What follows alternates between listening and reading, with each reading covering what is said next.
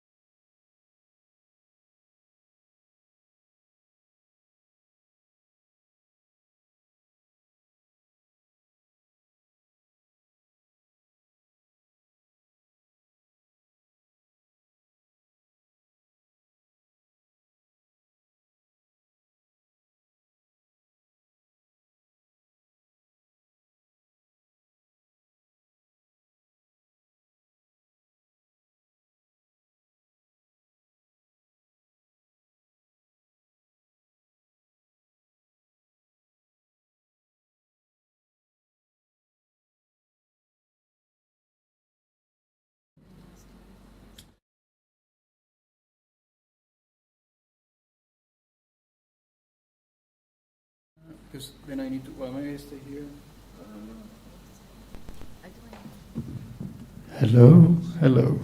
Okay, thank you guys for coming in this wonderful weather to be here in semi-darkness, joining us, the Live Coder Collective here. We have two of us that are regulars sort of doing this here in Rotterdam. There are other three live coders that, for different reasons, maybe Nikki comes a bit later. The other two, one of them is going to come, was helping set up here, and is going to come later too. But okay, the idea is to make this conversation and show what we do. Hopefully, if you're interested, then we can also see your work. If you brought your machine and you want to show us something. But more than anything, it's just an opportunity for us to show what we're doing and to welcome anyone who would like to join. This is pretty straightforward. There's an Etherpad that you can access. It's pad.creativecodingutrecht.nl, and I think it says p/rlcc02. Yeah, it's not very clear, but okay. Hopefully, maybe you can also read it in the screen, and we're going to have time on the breaks also to just look at the monitors and so on. Yes, good one. Thank you. And okay, we're going to be streaming this thing, so that the stream is a bit of an experiment. So let's see how that goes.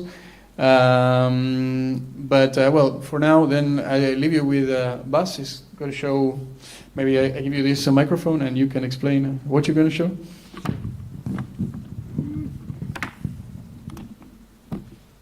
Yeah. All right. I'm Bas. I'm a live coder, programmer, visual artist. I'm going to show something that I've been working on since maybe 1 or 2 months. And it's actually it's a component for a program called Touch Designer. I'm not sure if anyone has ever used Touch Designer or...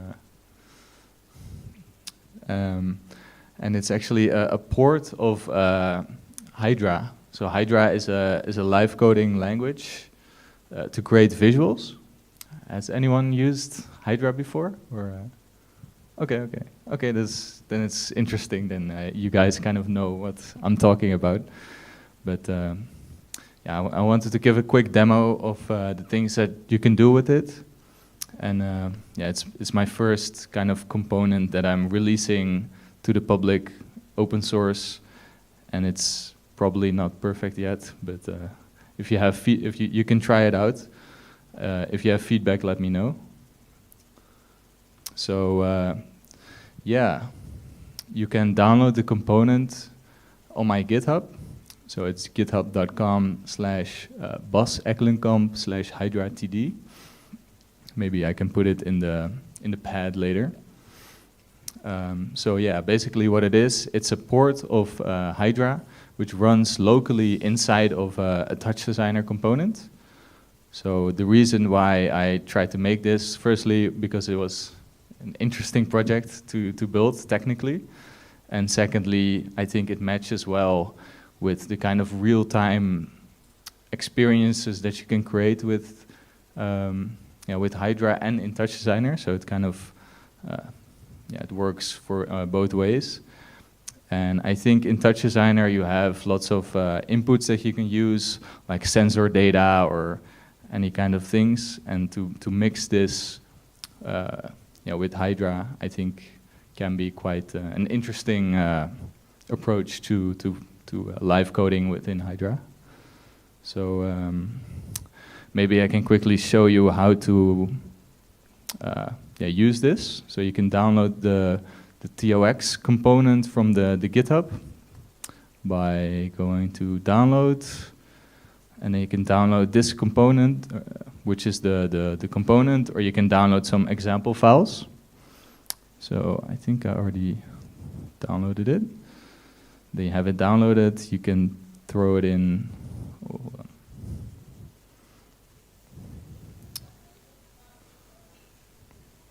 can throw it in your Touch Designer project. There you have a local instance of Hydra actually running inside of a Touch Designer. Okay, I don't have a stand for my microphone, but I need 2 hands. Hold on. Okay, maybe I can just talk like this. So,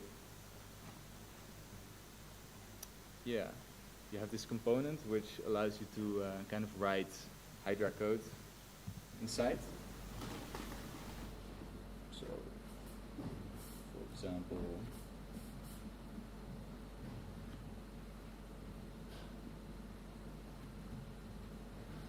and you can update it, and there's some cool things you can do with it. You can add, you can actually view the background only, or you can view the text only. And there are some settings to this component, like to display, to turn off the background, or to turn, I'll turn it back on again. And you also have some controls on the resolution, the FPS. So I can make this into a square, for example. Ah, yeah. Okay, perfect. Yes, hello, hello.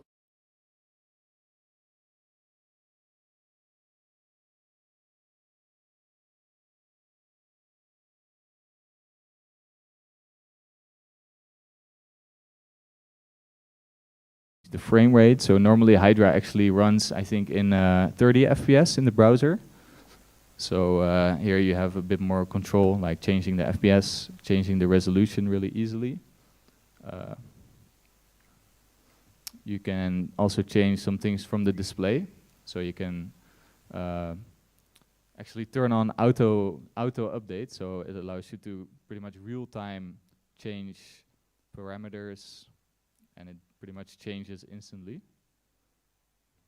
can change the speed, stuff like that. Maybe write a bit of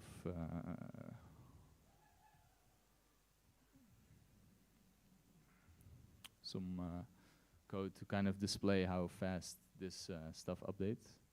Oh, and sometimes the auto update kind of crashes and then it tries to restart itself. Like this. Now it kind of freezes.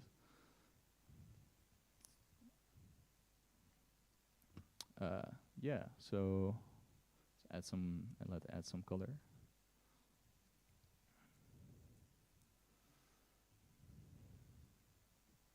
So this is quite cool, but maybe you think, okay, why would you want to do this in Touch Designer? Well, the reason is because there's also some inputs actually here, which allow you to do some pretty cool stuff. So you can actually make things audio reactive.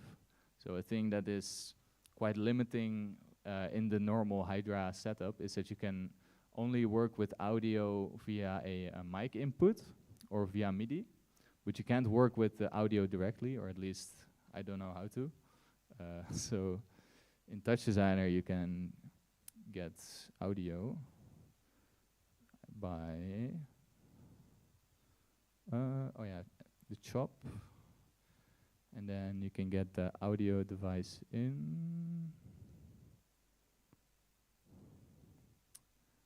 and then we need audio device out, I think.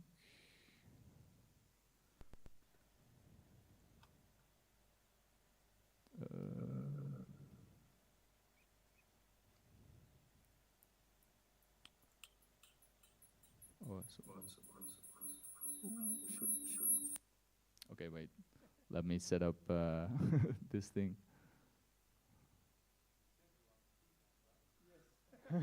True. Not that kind of feedback. In the meantime, there's a way to do that in Hydra on the browser. You need to have a virtual device listening to your audio, then the browser listening to the virtual audio device. Yeah. Like with some virtual audio cable stuff, you can do. Yeah, exactly. Yeah. Okay, hold on. I think we put it to the headphones. Let's see if it's not feedbacking now. I can also read. Oh, why is it doing that? Maybe this one. Test. Oh wait. No, I use these headphones.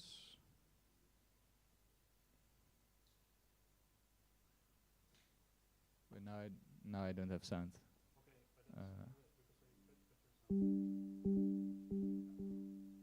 Okay, and if I do a audio device out.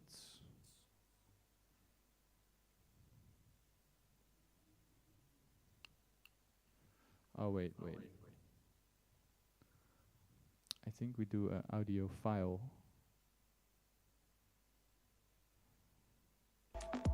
Okay. Yeah. So this is just a test song that I can show what you can do with this component. You can have some, I think, let's see, UI? No, tools. Audio analysis. So this is just a thing you can use in Touch Designer, which is very useful. For example, you can have some kick recognition and snare. Yeah, so see how it recognizes kind of the kick hits. I think, yeah, I guess so, yeah. And what you can do with that, you can actually feed that inside this component. For example, let's have a count. And let's put a select. Let's try to select that kick.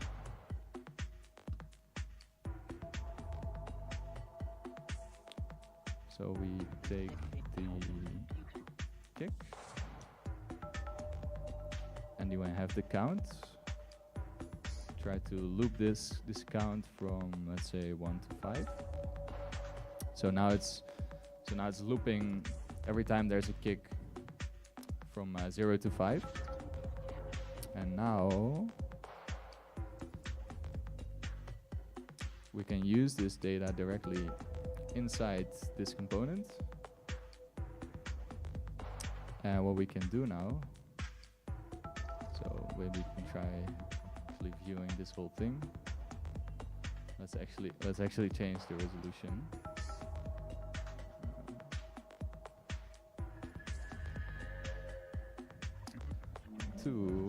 Let's change maybe the speed.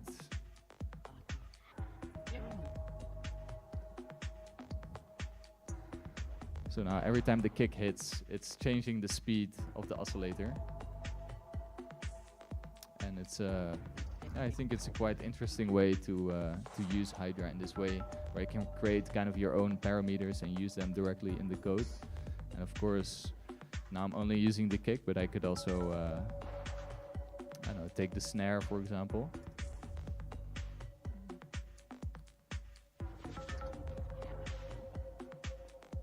And then it feeds the data in.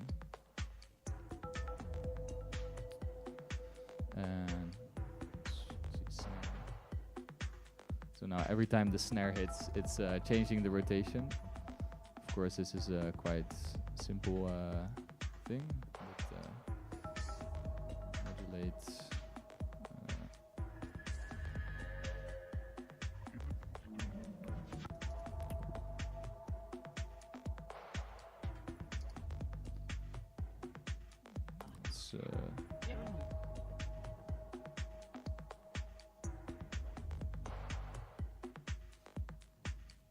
So you can create pretty cool audio reactive stuff with this, and this is only just a very basic example. And yeah, if you think this is interesting, you want to try to use it, go ahead. I'd love to see what you think. So yeah, if you have questions, I think I already saw a question. Yeah. I find it very interesting, so I'm trying it, but it asks me for, I have very boring questions in error. Yeah. Yeah, it asks me for a login. Oh, I really? don't understand which login for my Chromium safe storage, but I don't use Chrome. Wait, Yeah, what? yeah, no, that's the question. Sorry? Read the question. Well, I don't know how to pronounce this. CEF_TD minion wants to use confidential information stored in your Chromium safe storage in your PC. To allow this, enter the login feature password. But I don't know what the password is. She has the options always allow, deny, or allow. Yeah, but And she has to type in something. well, yeah. I have no idea. maybe it's your browser telling or thinking that it's a virus or something. Yeah, but it happens in touches time. Really? Yeah. Maybe you can. No, I Maybe I can take a look later after. Yeah. All the passwords that I can think of. That's a And good one. you already use Hydra on your machine, no? So GHCI or something like that. I don't know. I've tried it long ago. Yeah. Well, some practical work coming up. Yeah. Type it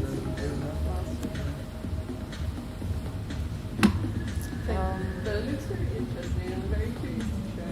Yeah, I can help you set it up I want later. to ask you a question. Do Yeah. you put this audio there? Do you import it inside this?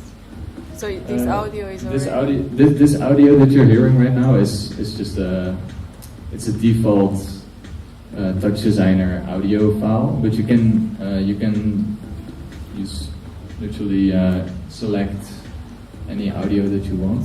Okay. So I have And no what idea. format have to be? Like, wow, wait. I think it supports all these formats. So it supports, I think, any like MP3, WAV, but also video formats as well. So it just plays the audio from that video. You can also, what's interesting, you can. So how chops work in Touch Designer is it's just like numerical data kind of, or like sample based, which audio is as well. But for example, you can use any chop data. So for example, this LFO. This is an LFO which goes up and down in kind of a smooth motion in a sine, and you can actually use that as well to change things as well. So maybe I can show it real quick to use this LFO inside here. Maybe we can rename it LFO. So now we have this LFO going up and down, and we can actually use that right now. So let's see.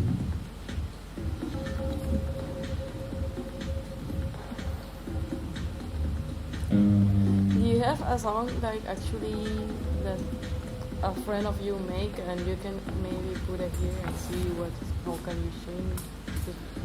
Wait, sorry, can you repeat that? Because you are using a song that is already made it from the machine, right? Yeah. Or it's like a default song? No, yeah. This is a default song. This is the default Touch Designer song that you get. But you can use any song. Can you try? Sure. If you have a file. No, I don't have a file. No, I don't have any things here.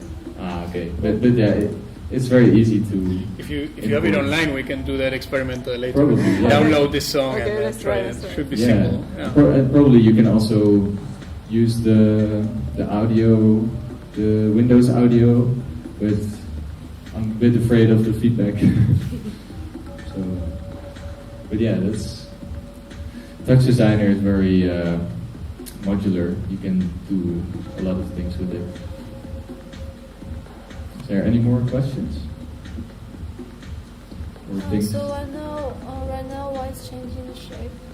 Now it's changing the shape based on this LFO. You see? It's rotating the shape, no? Yeah. So I can actually show, if I change this value here, you see how it live Yeah. updates. So that's because here it's rotating. You have this this code that's rotating by the LFO. Can the shape change based on the song as well? The amount of Yeah. sides, for example. For example, Yeah. yeah. Then based on the song, Based on audio? let's do it. So maybe the kick. Yeah, that's a good suggestion. That's cool. And you can offset this, no? If you multiply times 2 or... Yeah. Yes, yeah, if you for multiply sure. too much, you end up with You a can circle. But definitely do things like that, times 2. And of course, this is a very basic example that I'm just thinking of right now in 10 seconds, but you can do super cool things with it. And it's very instant, as you can see. It really reacts well to the audio. And what exactly of the audio is reacting to? So I have this thing. This is just a built-in touch designer component, which is analyzing the audio. And right now, I'm using the kick information and the snare. So here you can see the kick. Whenever the kick hits, it outputs a 1, and whenever the snare hits, it outputs a 1. And basically, I have a count here that counts from 0 to 10 based on those hits, and it's feeding that into this Hydra component here. Where do you find all these windows that you add on it? Sorry, I know about Hydra, but I never have it open. You mean the touch designer, these windows? Or? Yeah. Yeah, you can press tab, Okay. and here you can find all the things that you need. I also, I'll come to your question in a second, but I also have some examples. So you can download some existing projects which show some basic examples. For example, I have the audio example here worked out that I built together with you. But I also have some examples. Maybe I can show those examples actually.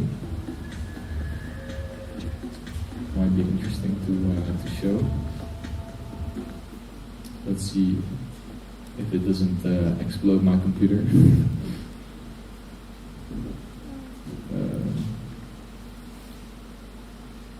And also the mouse.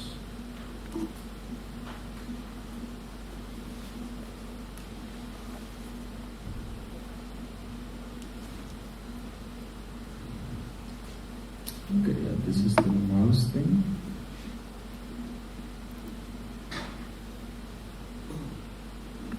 Okay, this is not going to work right now, but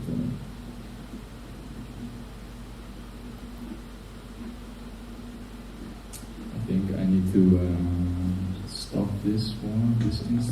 Oh, what? Okay, wait. It's trying to use the other instance from the other file. Hold on. I pause this. I stop the server. Is it sharing it over the two windows? Yeah, because it's behind the scenes. It's actually starting a server, and then it's a client that's connected to that port, basically. So that's why you saw some weird things happening there. But if I should be able to restart this thing like this, maybe. Oh, yes.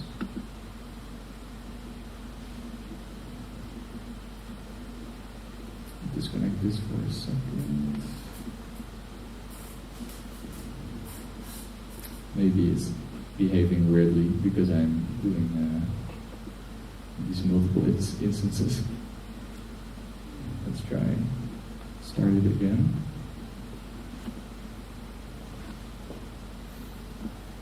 I didn't have time to prepare too much for this presentation, but okay. I don't think it's gonna work. But there was another question. Yeah, so in the previous thing, that with the music and the shapes and stuff, Yeah. I was wondering, the background now is sort of like a repeating shape, like a wave, right? Yeah. Could you make that into a fractal? That's Because a that good question. seems to me like it would be more interesting to see how the differences in the formula of the fractal change the shape compared to just a wave. Let's see, how would we go about that? Maybe feedback. Feedback? Maybe, do you know how to make a fractal in Hydra? I can try. You want to try?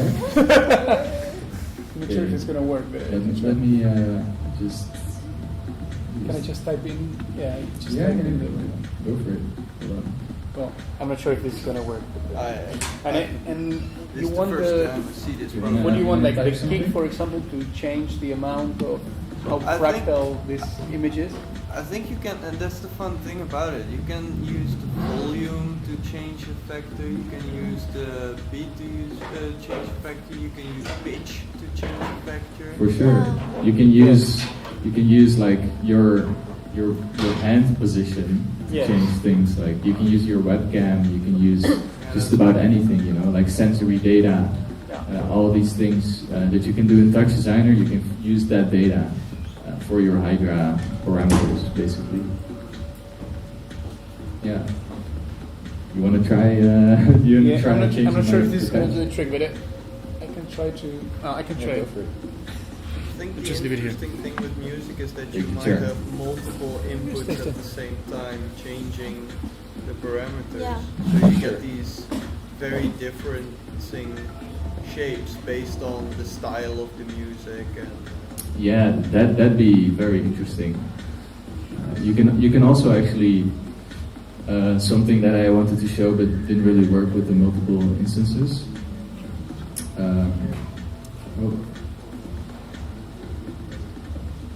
Sometimes it's a bit hard to see the cursor where it is. Yeah, and also I'm not used to the keyword. Yes. Here. Thank you. We can work together. Yes. That's the almost- problem. Here we go. Will this work? Yes. That's what's the enter is here. And Yeah, now I get it. yeah, Yes. So this works. Yes. Maybe a font where the 0 and the O are different would help as well. Oh, 0. Yeah. You think it's the same? No, it's not, but it looks very similar, right? It Ooh. does. Yeah, Yeah. this is tricky. What's a good value, Nikki? 105? Shall we try this? And how do you evaluate it? it's Ah, actually it's auto, it's auto. And You then- can turn it on or off. And then, but you wanted this feedback to be controlled by some parameter, like the kick or something. There's You something can maybe else. multiply it by the kick. So something like kick times Yeah. 2. I don't know. I don't know what Yeah, what value the is. kick, the kick is actually 0 to outputting 5. 0 to 5, like So then- integers of 0 to 5. So then something Yeah. like this, maybe. Without like this. Ah, yes. Wow. Ah, Yeah. We're getting somewhere. That's yeah. Maybe a little yeah. bit. 4.5. I'm not sure. This is just trying, you know. Nice. Yeah, that's already really cool. Wow. I mean, that's live coding. Yeah. Yeah. So You've you done this actually before, I think. you also can change the I have- colors. You also can change colors. Change- Colors. Change the colors. I think so. Yeah, we have the color here, I think. Right? This is the colors. I like the Yeah. director. They're the director. No, but it's actually very nice. Like, Yeah. do you see what it can do? Yeah. Maybe add like a noise or something with the first parameter of the noise is the size, The amount, right? The amount. frequency. Amount and then speed.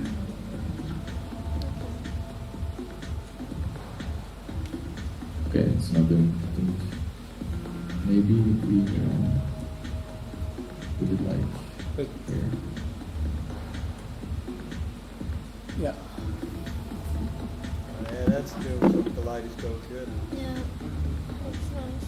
Yeah. That's pretty cool. And you have a space and it takes it anyways. That's a cool. That's a Ah, cool yeah, thing. yeah. It's, It works. It yeah, works. it's just evaluating the whole block. The whole thing, Yeah. And right now it's auto-updating, Yeah. which I personally really like because you can really change values and like instantly see the effects. Yeah. But if you don't want that, you can actually just you can turn it off here. So auto update panel, and you can actually choose your own keyboard Shortcut. shortcut. So Cool. yeah, I have like Control dot to update the thing, and yeah, like stylistic choice. You can also change the font of the Hydra text. So that kind of stuff. Yeah, and like I mentioned before, the changing the resolution and the frame rate is very, very nice because sometimes you want to have different outputs. And what you also can do, you can use this. You can use the output of this and do anything you want with it inside of Touch Designer. Yeah, make anything you want or mix it with different kinds of visuals. Do some video mixing with that as well. You could also use this as a texture, no, for a shape. Exactly. Yeah, you Cool. can even map this onto like a 3D object or something, Yeah. or you can use like create a particle system from Hydra, which is I think pretty interesting. Yeah. But it's open to your own imagination, I guess. Yeah. Yes. How to make it a system? How to make it a system? Like a particle system? Yeah. Um, Do you? It's a bit more complicated to do out of my head, but there's a lot of different ways how to make a particle system, and also lots of tutorials on how to do that.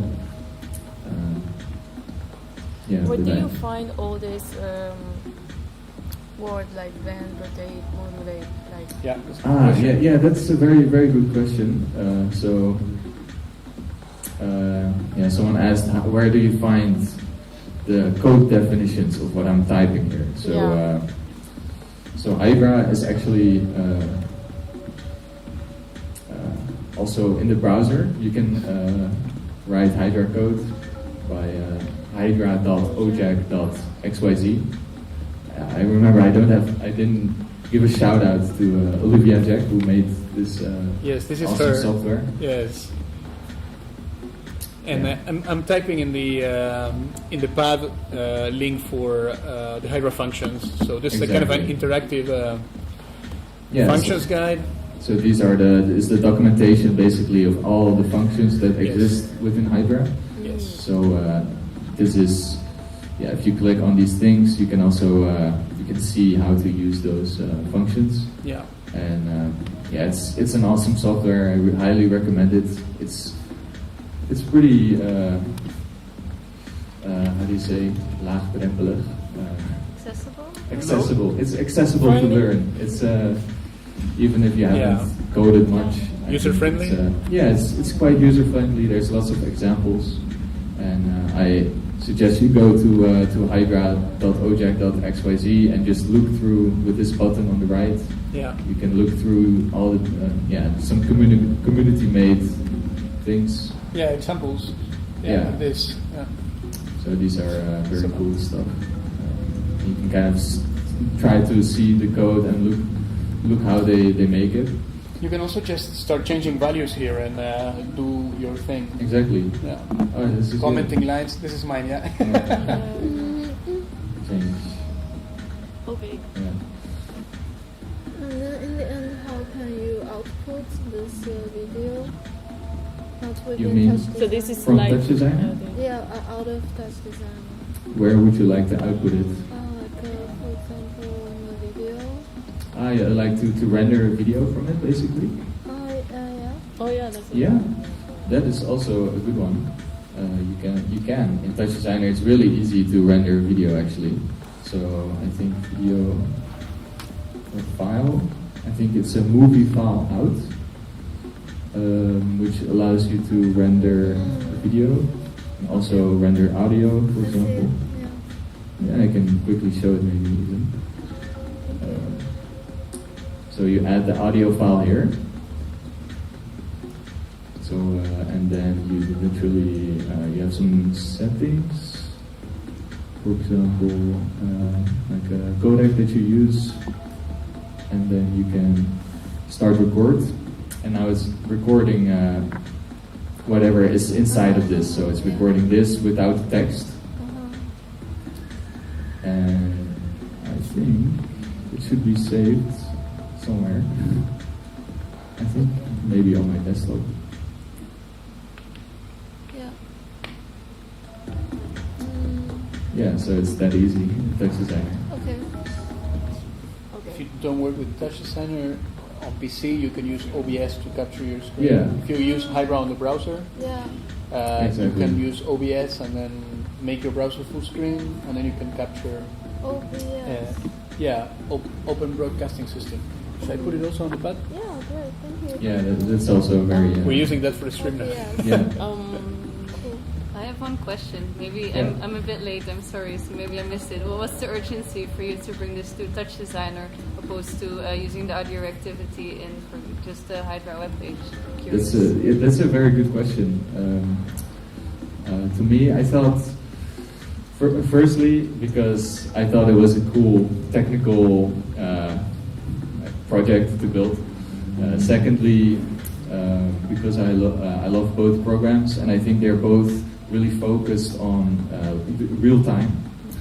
And Touch Designer has a lot of inputs that you can use, like these live sensory input data, or like it's very easy to bring all these kinds of different inputs and analyze different parts of the audio and that kind of stuff in real time.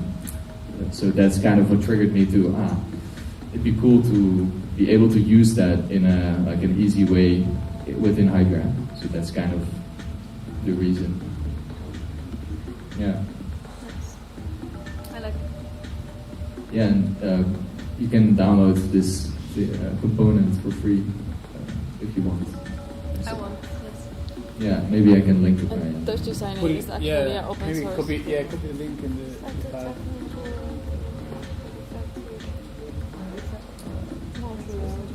not very it's like a budget. You can download it free at Design's website. Yeah, that's a good point. You can download Touch Designer for free. The free version has pretty much everything that you need. The only thing is that it limits you to not full HD, but regular HD, so 720. Yeah. It's like the max resolution that you can set. But you could do this hack and record your screen with some other software, I guess. Exactly. Yeah. And what about with chop and top? Did you do you know how it's categorized? Yeah. Maybe to explain. So tops are pixel data. So it's mostly used for images or videos. So for example, these are all tops because it's a video. It's basically displaying pixels. And chop is numeric sample data. So kind of numerical data. For example, this LFO is just a number from -1 to +1 and smoothing between that. So that's the chop, and those are the green blocks, and the purple blocks are tops, which is the pixel image or video data. And there are some other ones which are a bit more complicated. For example, the SOP, which is 3D data. And these you barely use, and that is basically text data. So for example, I can show you, for example, text. This allows you to write text basically inside. Do you work with 3D as well? Yeah, I've done some 3D stuff as well. But I've yet to try to experiment with combining Hydra with 3D. I think that'd be a really nice experiment. Yeah. Nikki, you've done that, no? Yeah. It's really? it's possible to combine it with 3JS or with P5. And P5 Those are Lab, other no? JavaScript libraries I can show. That sounds amazing. You should show that. Is there any more questions? Then thanks very much for listening. Yes, thank you. Yeah, if you use it, please let me know. If there's any bugs, please let me know as well. Thank you. Thank you.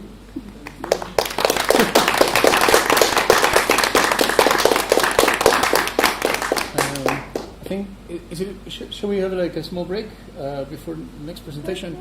I wanted to show here on the pad you can also find maybe, or can you show the pad? Yes. There's all things live coding somewhere. Yeah, awesome live coding. So in this link you can find, if you scroll down, these are all the live coding environments that exist. If you go down. Well, it's an endless list of environments. Here it begins and it keeps going and going. And so there are a lot. So we're going to show you what we use, but so we're just going to show kind of a limited scope of this universe of live coding software. But all of these environments are free, and some of them are easier to run and to install, and some are less easy to run and to install. A lot of them you can just run on the browser. So we're going to show you some stuff here, but also we invite you to just check this link and find out for yourself, because there's so much that we've not tried. This sounds super cool. I don't know this one. Which one? This one. I've not tried it yet. Yeah, I know VCV Rack, but not. Yeah. Cool. Well, maybe let's take a break and then we continue with the next presentation. And yeah. This list keeps on going. Oh, it's Yes. stopped. Okay. Wow. Yeah, that was the libraries. I can Okay, we'll stop this.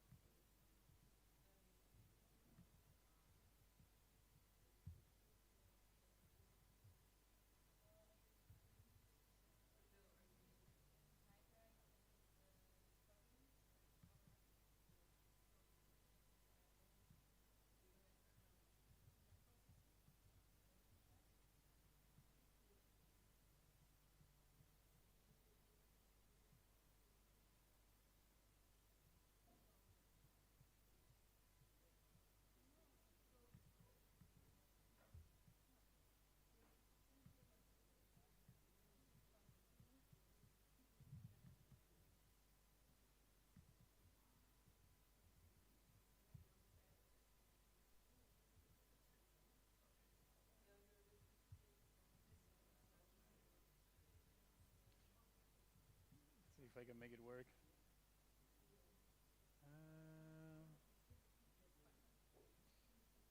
Yeah.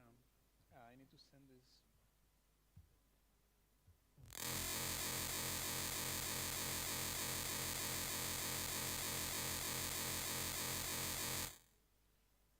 That's weird.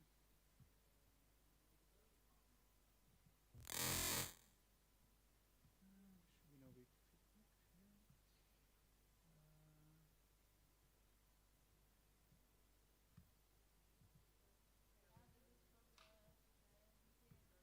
Yeah, but I didn't use Orca, but just to show how Orca works. But I think there must be something open in the wrong something here. Yeah, I think there's something in. I think that's it. Maybe it works now.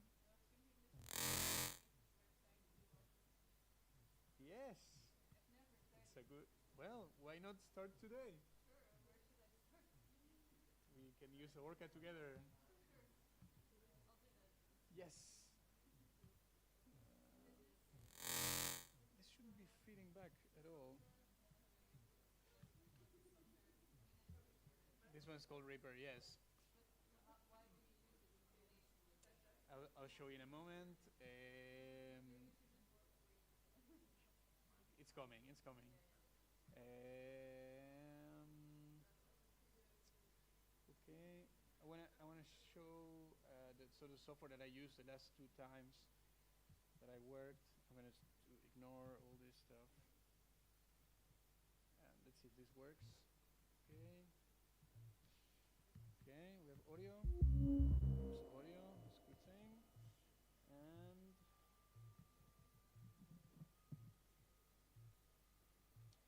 okay, that's good.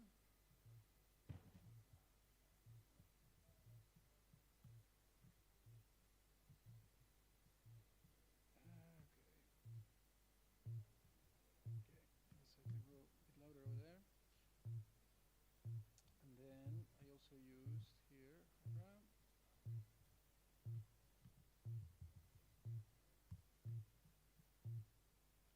Again.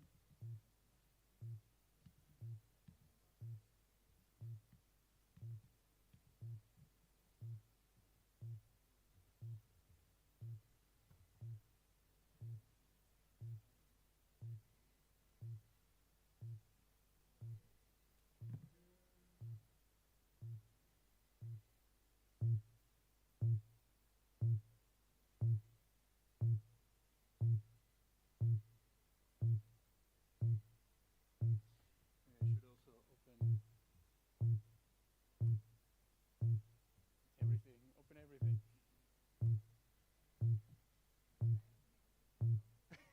Yeah. Yes. Believe me, I'm trying to encourage you, not discourage you. Okay, there we go. Let's make just a simple new tab. Save this. Here. Number 2. Title. Save. Okay, this should work. This is booting. This guy is sending, and I don't hear this anymore. What happened?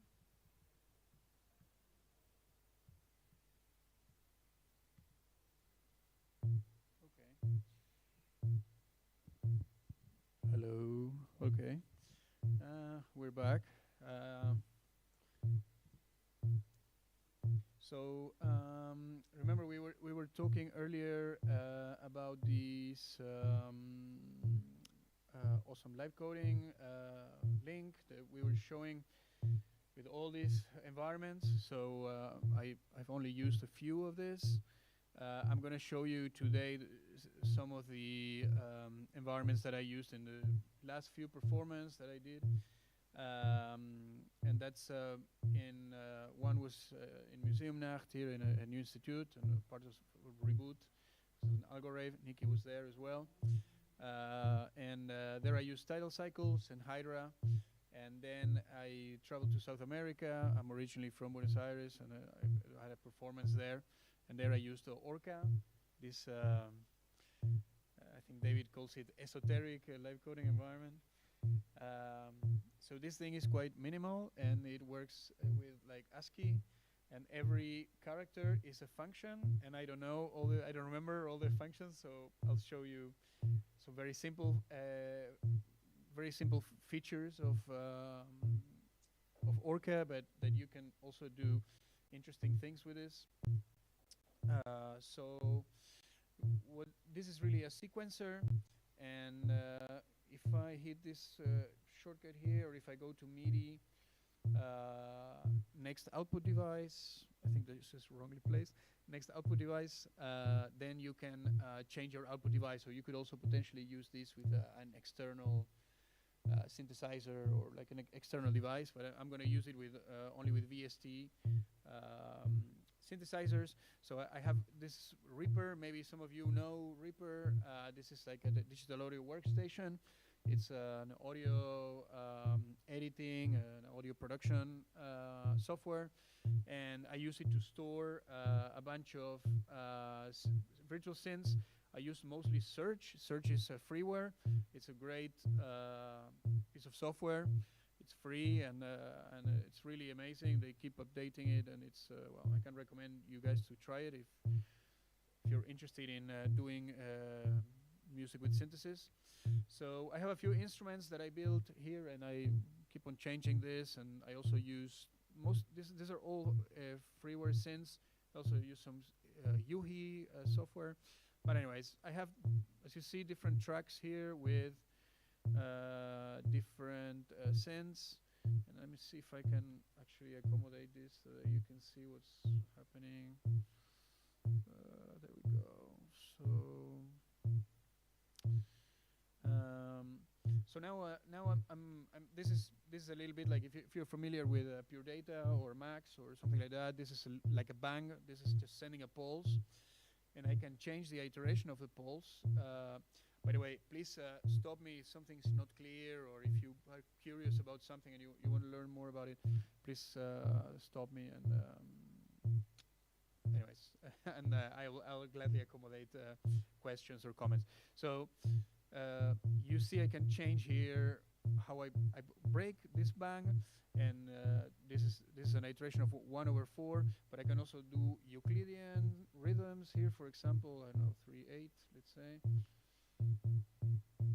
Yeah, so you can with this you can create rhythms, and you can then what I'm doing is I'm sending this is a MIDI object, just this column, and then I'm sending this to instrument number 2 here.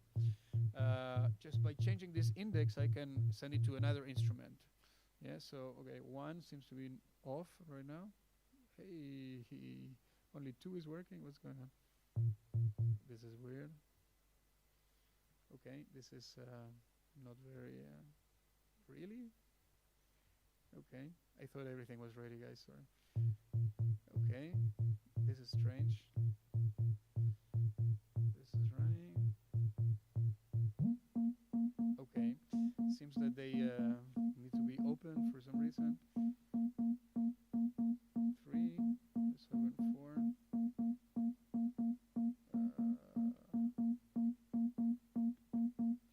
Okay. 4 works now. Sorry, this is the octave. 3 not working. 4 not working. Okay. Well, this sucks. Let me restart Reaper. This is okay. It works on this session, so otherwise I can also show it in this other session. 4, 2.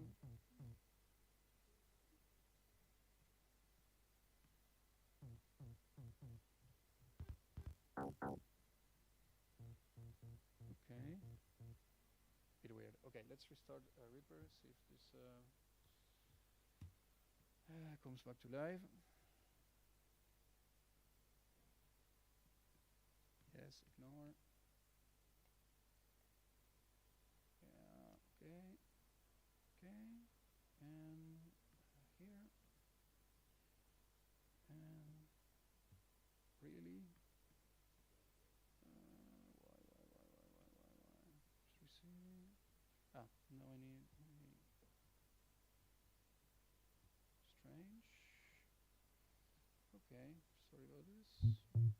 only channel 2 seems to be working. This is really odd.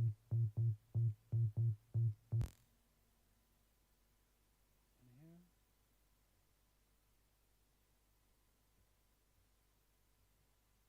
Okay, maybe let's restart Orca.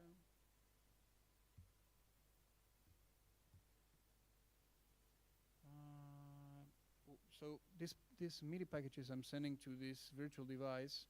Go away. Loop MIDI. This is the guy that's routing the MIDI messages. And let's see if I can make this work now. Go away. Really? Are you kidding me? We love Windows, huh? Okay, there we go. Here and now.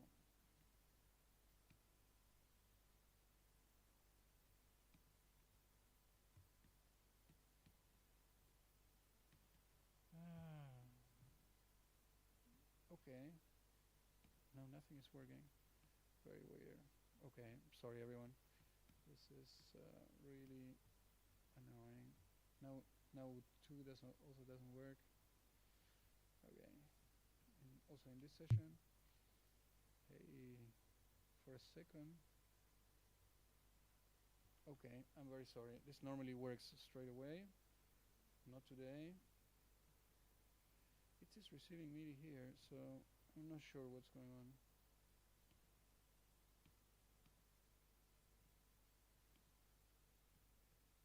Weird. Okay. If I play. So the instruments are playing. So okay, this was recorded with Orca. Maybe I can show you just how Orca works later or in another moment. But so these are the messages that I sent with Orca to these different instruments. So it's all of them. You can hear them. This is kind of a high bass and a low bass. You got an idea. Let's then see if tidal cycles works, since this is not working. Okay, and now this is weird. Something muted, maybe. Maybe all is receiving. There we are. Okay, well. Sadly, I cannot show you this. Let's move on here, maybe. And this is, I always, in the live performances, I always record the MIDI channels. So when I play with Orca, it's only MIDI because it's a sequencer. But often I play also with tidal cycles. So I show you that. That's this environment. And let me see if this works, hopefully.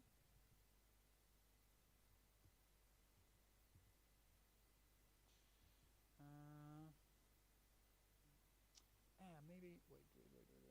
Now that I think about this. Yes! Okay, we're back. So, okay, and let me show you quickly then this. I was sending the packages to the wrong MIDI device. Hey, but, okay, there's something wrong with this one, but this works. Now I know. Okay, this is good news. So now in theory I can change the channel. Okay, a bit soft. Maybe we can push this a bit. Hey. This is all.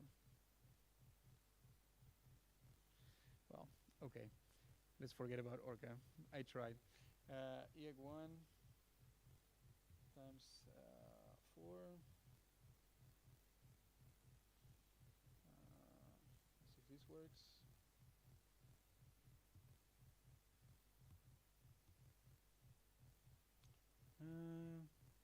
Yes. Okay.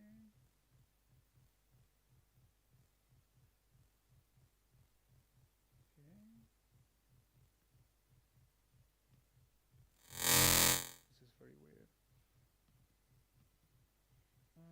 Okay, sorry, one moment. My input device. Okay. Yeah, we all know this. Sorry. Okay. Something is open. I want to.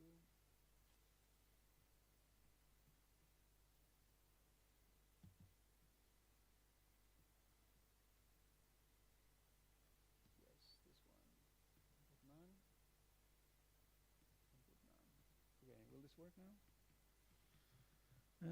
Does this work now? Let's see. This is sending.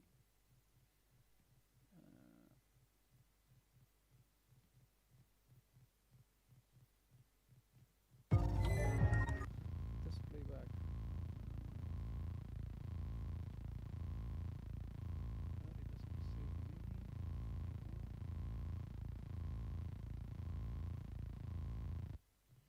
Okay.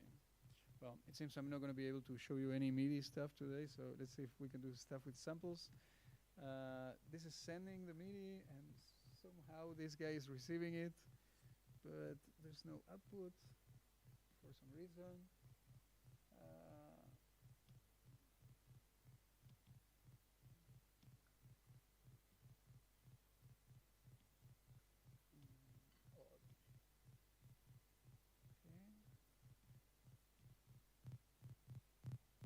Okay, there's something. And now.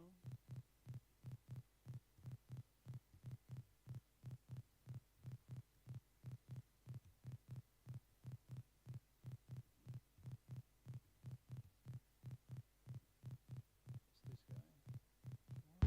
Yes, okay. Well, a little bit volatile, but now this is working. And can we make this guy work? MIDI is not running. Okay, can I play a sample? Hey. Okay, so I'll show you stuff you can do with samples in title cycles, since the MIDI stuff that I want to show you seems to be hard to get it to work today.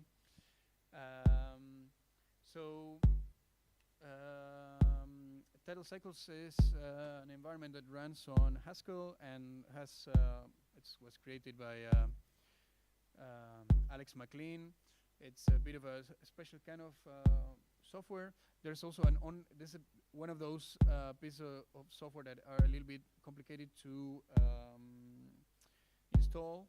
But you can also run a very similar environment now online. I'll show you. It's called Strudel CC. I think it's just .cc. Yeah. So this is a very similar environment that runs on the browser. So maybe later I can show you a bit more of this. I'll show you the classic version. Title cycles here, and so what this does is it works a little bit like a client of Super Collider, and then Super Collider and Super Dirt are on this end, sort of processing all this audio that we're sending. You can see down here how much we're processing, and okay, you can play a bit. This is something, but let's. Try to make something a little bit more interesting. So first of all, you can play an array like this, calling a stack, and so this will allow us to. Let me do this small thing so that I get this out of the way, and then every line is the same. Yeah. So I don't know. This is something very basic, just to give you an idea what's going on. So something happens before playing the samples, so how often I'm playing them, and then behind it I can also provide some attributes, like I can use some compression, I can use I can change the gain. There we go. And then you can do more interesting things than this by changing, creating conditions. So, for example, you can say every 2 cycles do something.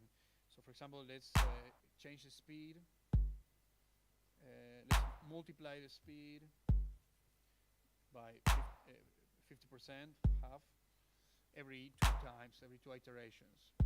So you'll hear it. Yeah. And then what's really interesting about Tidal is this flexibility that you can also use functions like a sine wave, for example, here. Let's say sine times 3, for example. This work, compile. I think this needs to be slow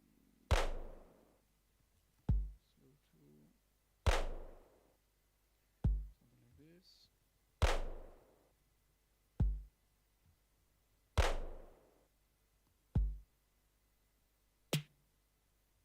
Okay, this is let's make it faster. Let's make this also faster, and you'll hear it better.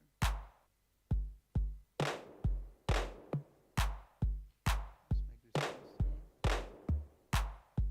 And let's make this a little bit more exaggerated so you can hear the effect. Maybe if I use a saw, it's clearer. Or we could also maybe just use this here. Now I'm going to comment it out here, and now it's going to happen every time without this.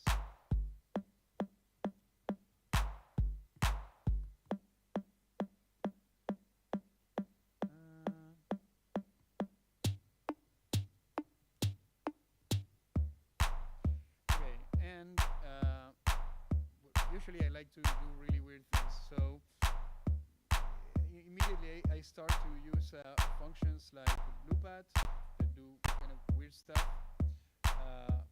stretching symbols like this. And something interesting that you can do is that you can add, multiply or subtract values from your average value. So this is our speed now, but I can modify this speed again, for example, and use a list maybe to modify this. So something like this.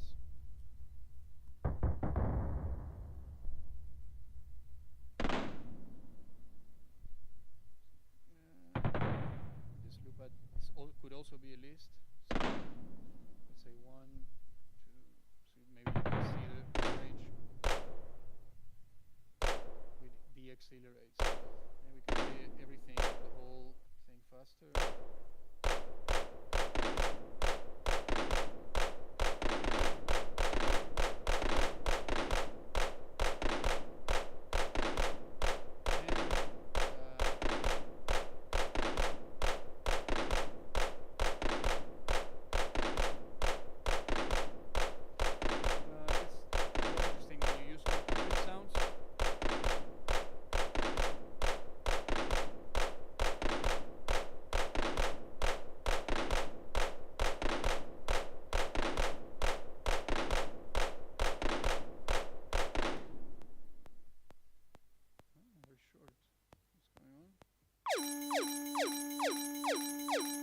Very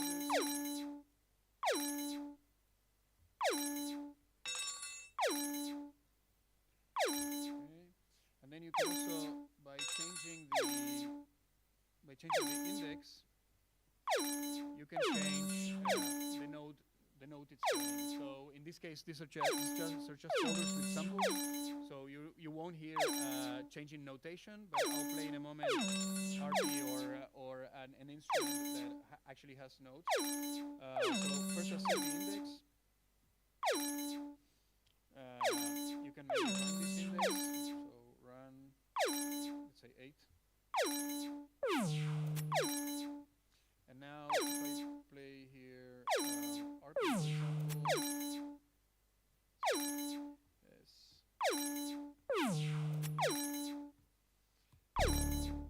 Yeah.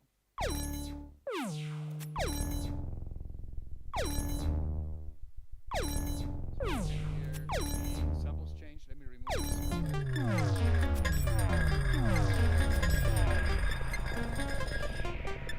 So this is this run note that you're hearing scaling up.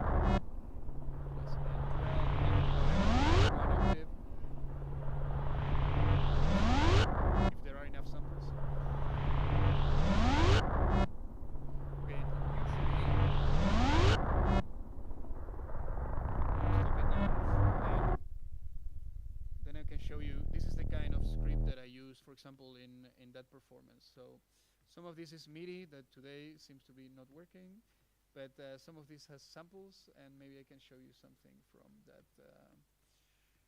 Let's see if this works. Maybe I can show this whole thing in the beginning. Yes. Okay.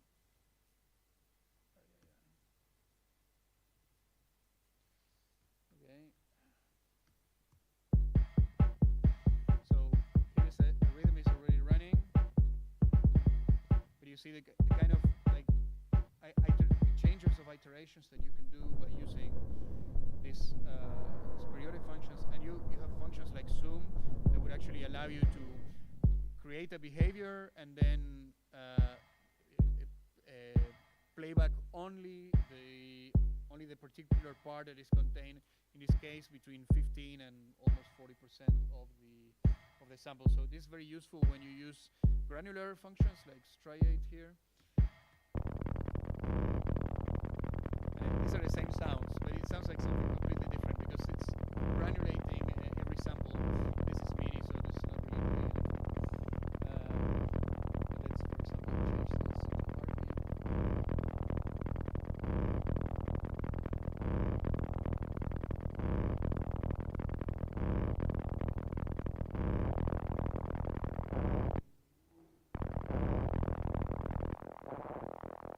and without a striate.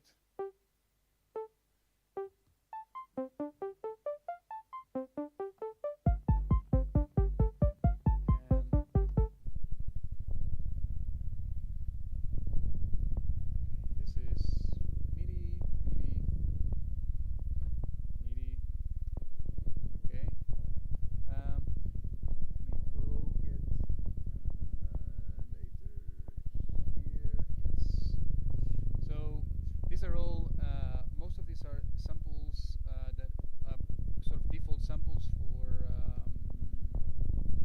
title cycles and.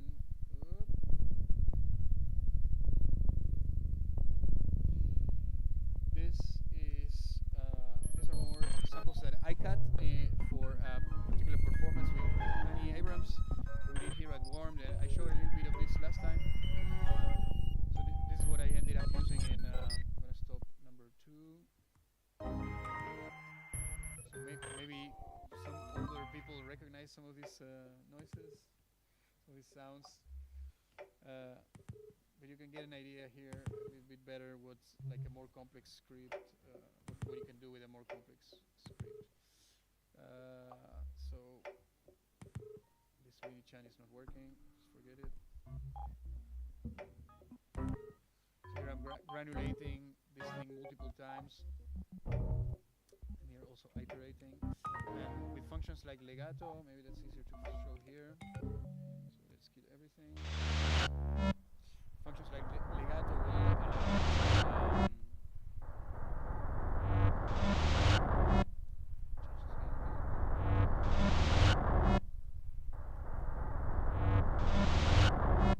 this will allow you to overlap or change the decay of your sounds.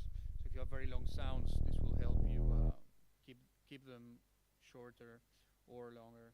Or you can pass least. Well, this is too short. Still too short. Come on. There it goes.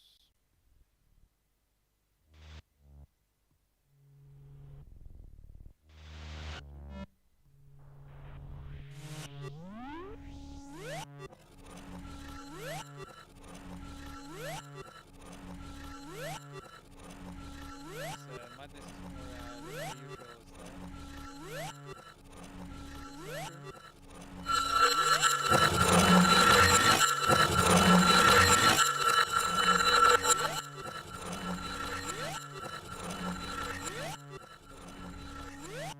My computer is behaving a little bit weird today, so let's take everything with a grain of salt. And okay, the other thing I wanted to show you is I normally use this with Hydra, and we were talking about Hydra before. So I had Hydra schedule somewhere here open. I use this one in Buenos Aires, so there's a bit of a mishmash of things. But just to give you an idea, so what I was telling also within Hydra you can capture other windows. So I can capture. This is usually what I do when I perform live. I capture my editor window, and then I call it here. Let me just call only that.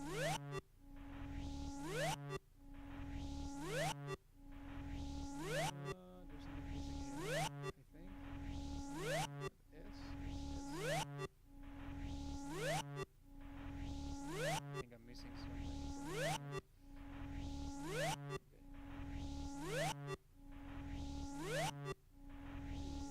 Nothing is working. Great.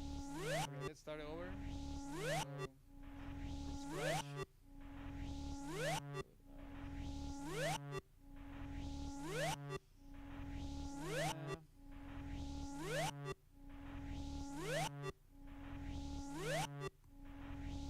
Yes. So now we can see the editor window, and eventually, when I'm performing, you can also hide the code. Sorry, I'm switching between Mac and PC a lot recently, and that's not helping. So then you can hide this and maybe do something more interesting with your source. So usually I start with a plain color. Let's make some changes on this.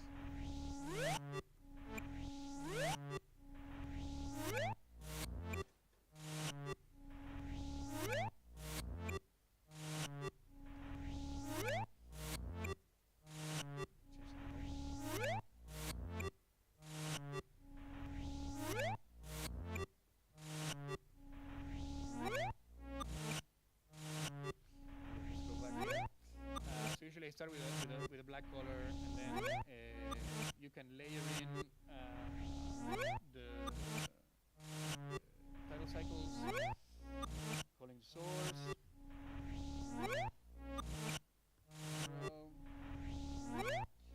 Go, and now I can use the Luma function. Something went weird. Okay. Collapsing everything.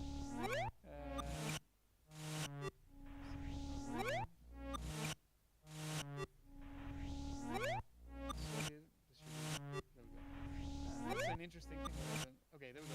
So now I can have also maybe set the threshold.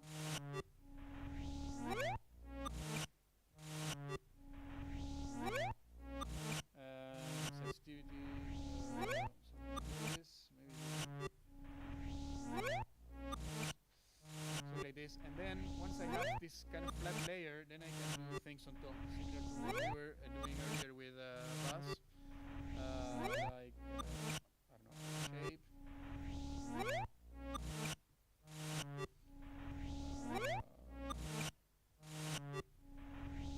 You can also changing these values. You can make the shape.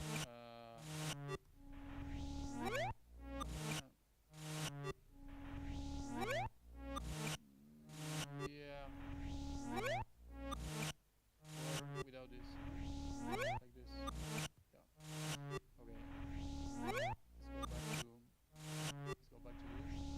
And indeed, it's multiply. Yeah.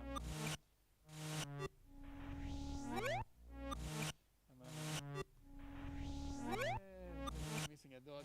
Sorry guys, I've been a bit ill and under the weather. My machine is not cooperating and nothing is really working. This multiplying is wrong. I'll follow you and blend it. But I think this is what's happening. Yes. So now I can add this as I want it. There we go. Okay, and now, of course, we were talking about audio reactive scripts, and you can check here if this is actually working. It seems it's not working. So, okay, maybe I should give everybody a break and...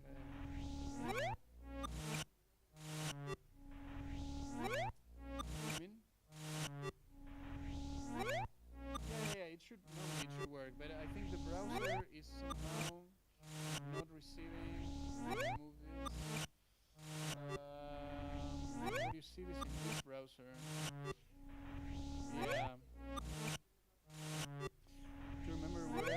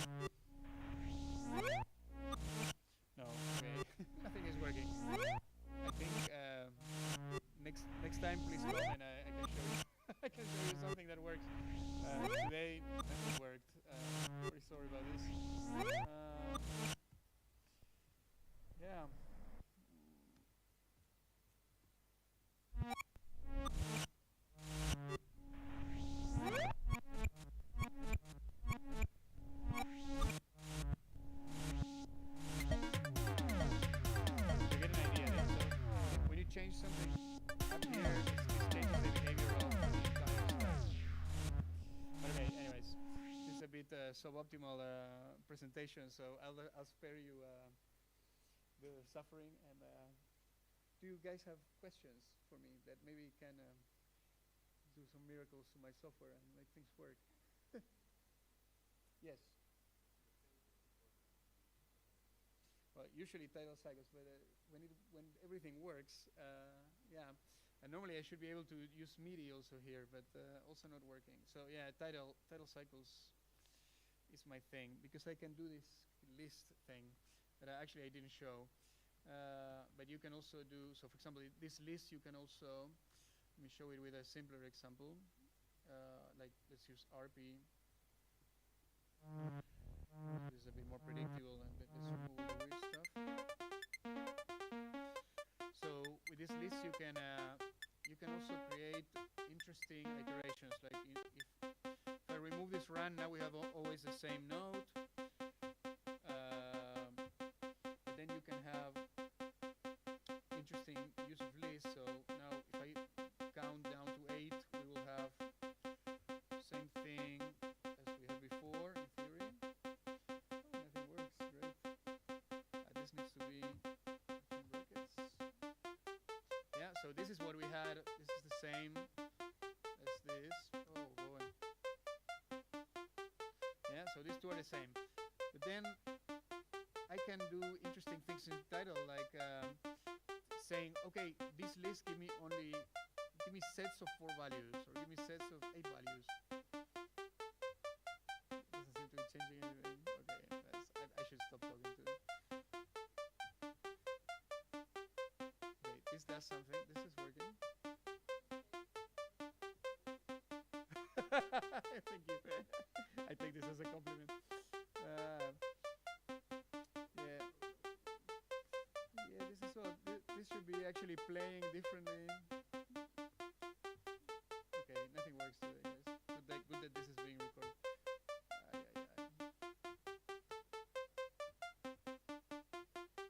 What's wrong? This doesn't belong here.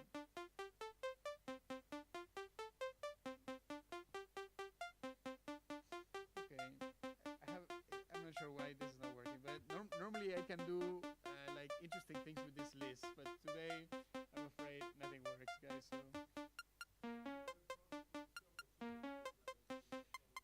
well, first I think I should restart my machine, because there's also problems with the MIDI.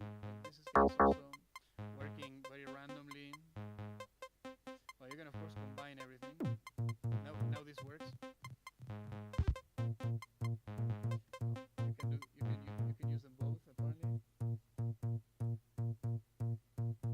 So the nice thing about Orca is that you can quickly duplicate this and change the instrument. So maybe one more.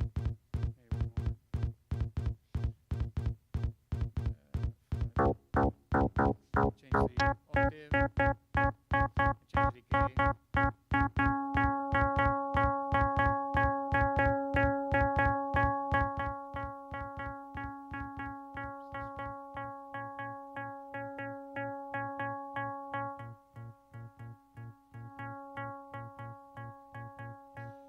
And then you could use variables here also. So you could, for example, instead of calling this thing here,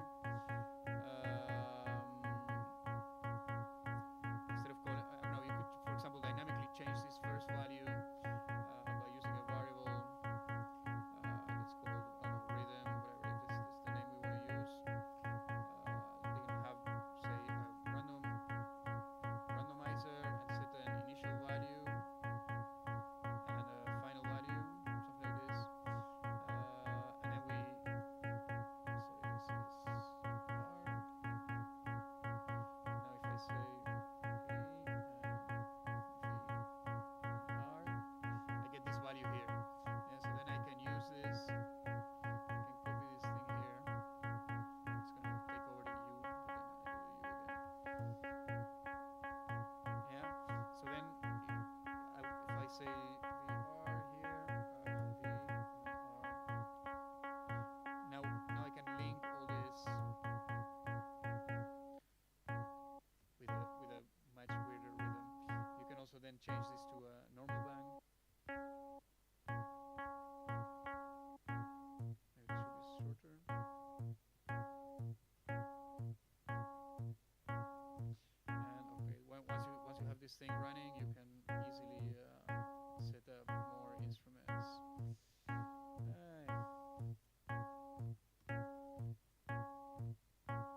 This one is not working. This one is not working.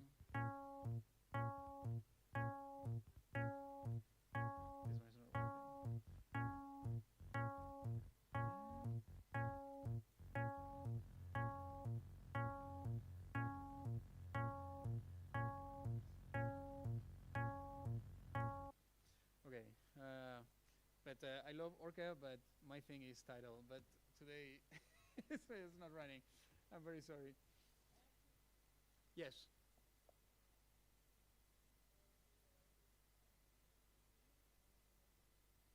Let me change to something here on the thing. Say again? That you have open is for putting some visualizer and also like. No, this is just taking care of the audio. So this is the program that triggers the audio. So for example, in this case, this synthesizer, it calls. It looks for a folder that's called RP that I load here in SuperCollider. See, so these are the list of samples that are loaded now that I could use on these folders, and here's where I do all of the sound stuff, and the visual stuff I'll do here. Oh, okay, it's not the same. It's like Yeah, and so this is kind of what you see here is really a replica. So let me see if I do this. So if I move this is just capturing the screen. Yeah. So this is a kind of an easy way to have visuals. Normally I would like to have interactive visuals, but again, not working today. But okay, we could do something more interesting than this, I guess. I will Like, show some audio reactive stuff. Yeah, you will show it. Thank you. Yes, I actually really wanted to, but not my day. Sorry, nothing works. Something like this. Yeah, makes more sense. And maybe let's add some color. Maybe. Yeah, it would be really nice that I could get this reacting to audio. Well, you can also get it reacting to, but you need a little bit more setup using OSC. Yeah, but okay. And usually what I do, for example, see here, the background is too bright, so you can always add a layer here of color. So you can say, multiply this times 0, and then give it an amount. Yeah, and then you can have more of a gradient of how much contrast you want between the background and your foreground, something like that. So then when I'm working here, you can still read and see what I'm doing. Yeah. Anyone else have questions? I see very confused faces. I'm very sorry, guys. That this didn't work as expected. Yes. Can you use live video into that? Yeah, you can. Well, you can. On the browser, it's a bit more complicated to just load the video, but it's doable. But you can also, an easy way around is to capture video. So if I play some video, let me find some video. Like for example, I must have in this one, I must have video performance. Is the stream. This full screen. So this is the screen. Well, this is what this should look and sound like. So this was the performance that I was showing you the scripts about. So you can see here I had on the background video running indeed, and on top of that, this overlay with the code. And now I'm going to remove maybe keep the volume soft. And now I'm going to capture this video here. So that's kind of a simple workaround, and you can make this is full screen, and then you can come here and initialize another screen. So actually, let's copy this one, and then I can go to Window and go to this screen, which is going to be a bit weird because it's going to be all this text. But now I can add this here. Source. It's one. Yeah, and now this video is, I'm blending it, but I could also maybe multiply it, or I don't know, find a way to make it maybe more interesting. Maybe also layer could be nice here with Luma.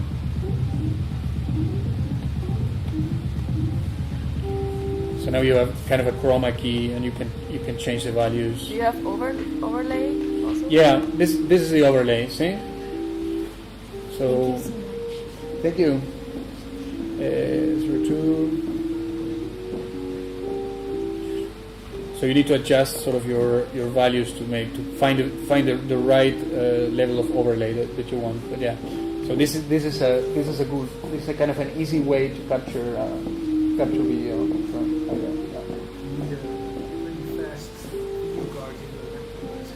Yeah, it does make a difference actually. And in Buenos Aires, I took my old 2012 machine, and when I was running Hydra, I was just capturing Orca, so it's not just this screen, so it's not a lot of information, but it was. And also, especially when you start like what we did before, there's already a lot of feedback here, and that's actually one thing that I wanted to show, because there's something a little bit special with the kind of the layering of the feedback that I did here, that got this kind of really organic material.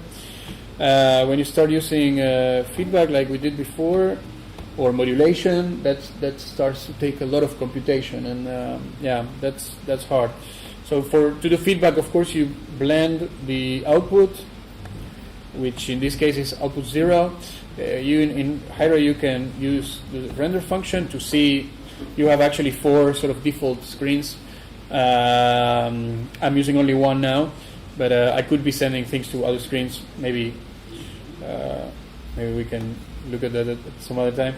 Render 0. Let's go back to this render 0. So I feedback screen 0, output 0, and then resize it. You can scale it or move it. You need to change it in some way so that you can actually see the change. Because if I do this, it's just adding up what's already there, so you don't see the feedback. So one way to do it is to scale it with a very small value. Now we have some feedback, and you can see there's more and more feedback. The more I scale it, it's kind of a bit less obvious also, but so this is 0, 1. It's also really a bad source because this one has already a lot of feedback, so you can see it better here. So that's without feedback. It's already quite blurry. I think it's because of this guy. Yeah, also because of the way they're overlaid. But I think at some point you should be able to see something. If I maybe go and harshly add an oscillator, 0, 0, something like this. Not 0. Will we do some from scratch tonight as well? Yes, maybe. And this should be I think. Yeah. Yeah. So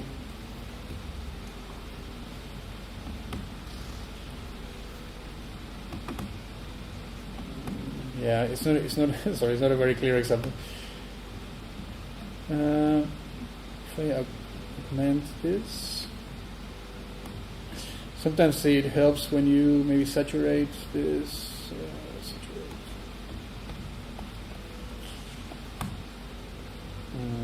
4, yeah, and then this really works. Maybe Nikki can show it when you use an audio reactive script or another audio reactive function.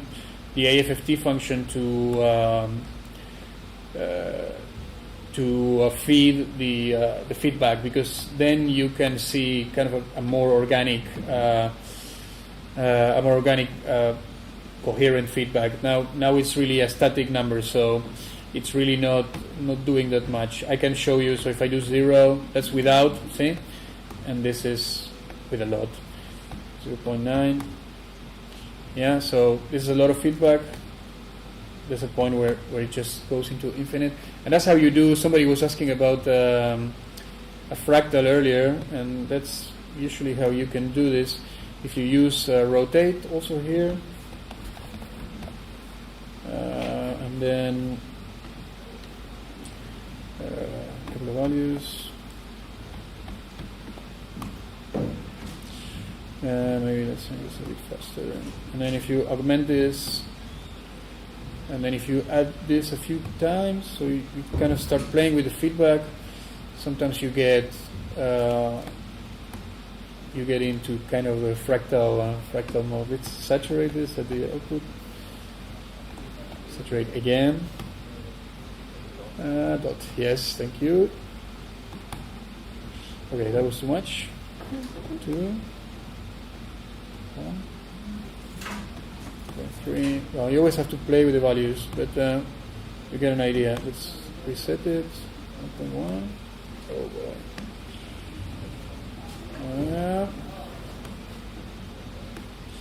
Well, it's hard to find the kind of sweet spot of this feedback. Yeah, somewhere here. Yeah. Well, at some point when this works well, you start to see kind of the typical fractal wave that I'm looking for now. Maybe without this, or maybe make this softer.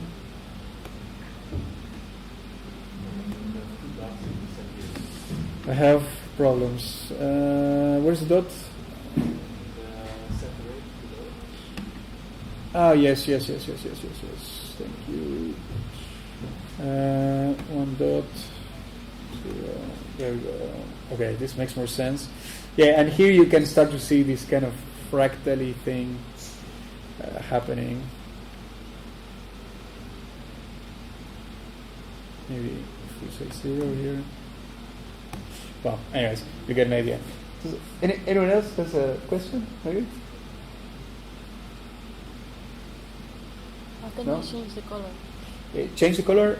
You can use the color function. I can do it here. So there's a color function, and this is RGB. So you can say 1, 0, 0, and now it filters red.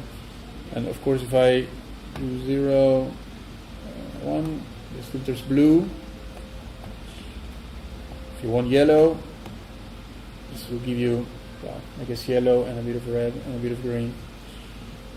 But that's a kind of an easy way to. There are other ways that you can kind of play with color, but this is one way. And you could also make this color react to audio, or you could also do like additive synthesis and say add the color.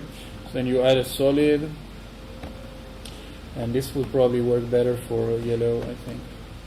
Yes, but it gives us, because add is too much, so then let's make this smaller.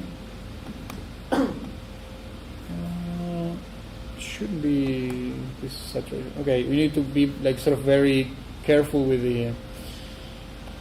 If I do this, it should filter the reds. So without, it's the same. Okay, guys, I cannot explain anything to it. 0.1, 0.4. Sorry, this is what's going wrong. I need to multiply this and subtract it. Yes, that makes more sense. So now when I say 1, 0, this should be the same. And I say 9, we have the red is mostly filtered. Yeah, so this could be a way. Let's see if it works with blue. So this could be another way. And then if I just say 0.1, yeah, it still takes a lot. I thought this should be interesting. a little bit weird. I think it's because we have so much feedback, and so then once we turn it blue, it takes a while until it recovers all the other colors. That's why it's not working immediately, because I'm doing all this feedback here. So if I do it now, I think this should work better. 9. Yeah, see, so now it works. And if I say 1, it's only a little bit. So I'm making everybody confused. So it makes sense. So because we have this long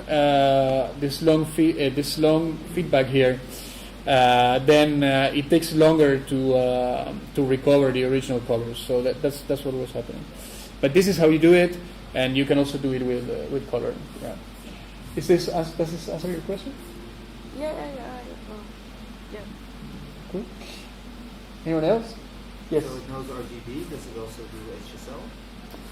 Yeah, I think you do that. Do you know this? It's with it's what's it called? There's a function. It's called shift, I think. Let me look it up. I think it's called shift. Dot shift. 1,0,0. And distribute together. Yes, I think this is the one. But okay, with this example, it's not super clear. But No, but I see where it's going. yes. So, and then you can of course play with these values.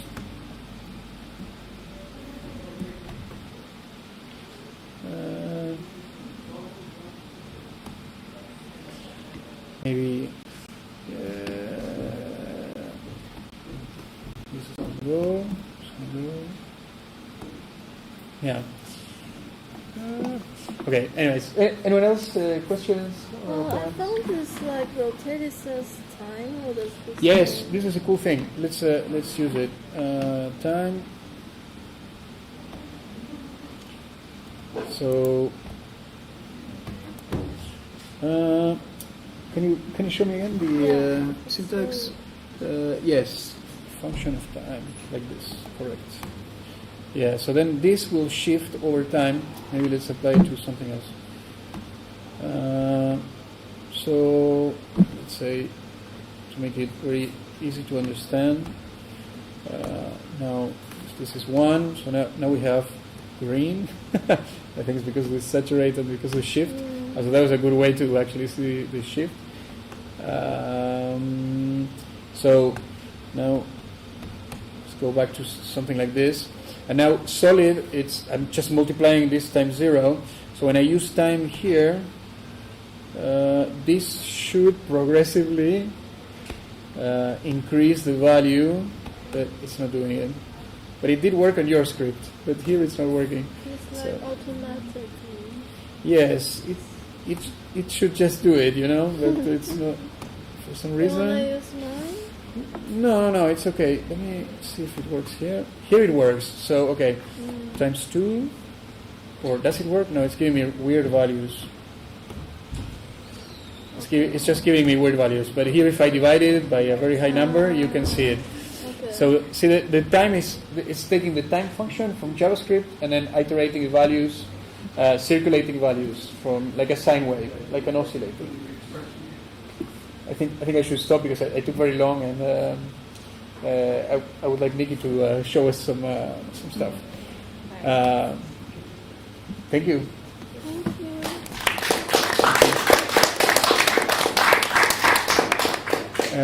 You have a HDMI there, and and you need audio. Not really. No. I don't need it.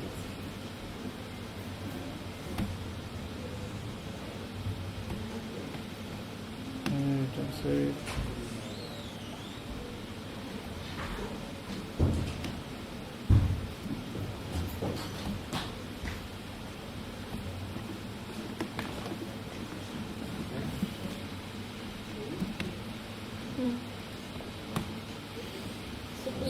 That's a good idea. Yes, that's a good idea. No, there's a cable also over there, but we can also do that here.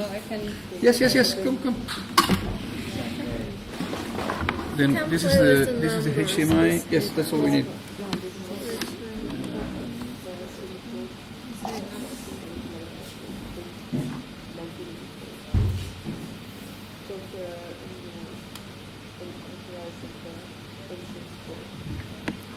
Would you like this?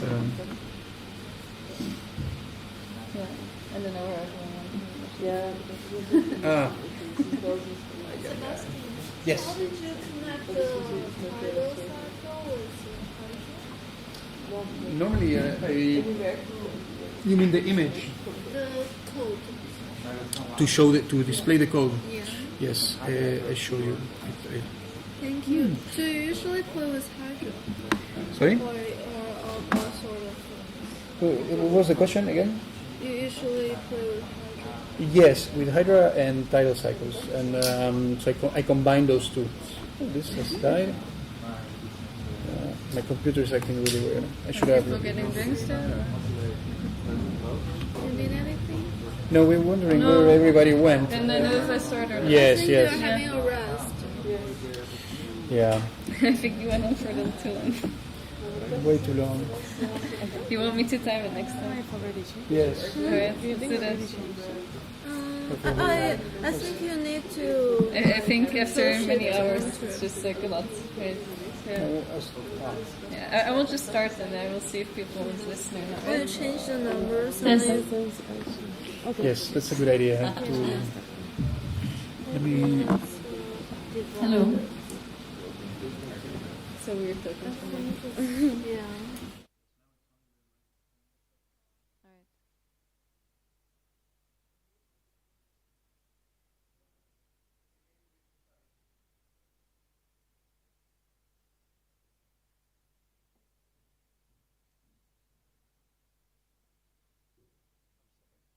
Don't worry.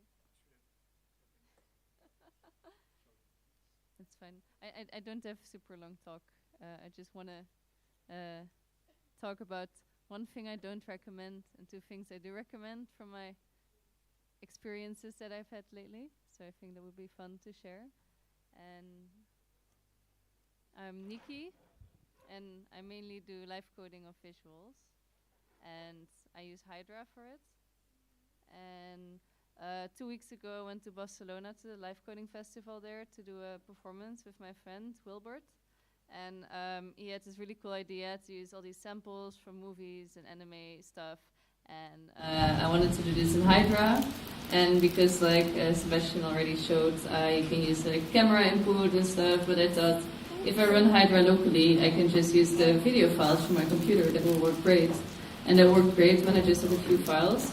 But then I want to show a bit of the performance, and then you can see, because the thing that I want to talk about is that I don't recommend doing this, because like you can, I will put it full screen. This is just some movies that I'm using overlapping on each other, and you can see the movie file that is linking to my computer, and the audio reactivity that is also using, it is working fine, but because I have so many scenes at some point, I think the browser like saves these movies somewhere, even though it was running locally, because exactly at the end of my performance the browser crashed, which was really funny because everyone thought it was on purpose. And I will move on. This is a pretty long, I'm not going to show everything, maybe I will put it on YouTube sometime. I think my friend has the audio for this, it's really cool, but maybe I can.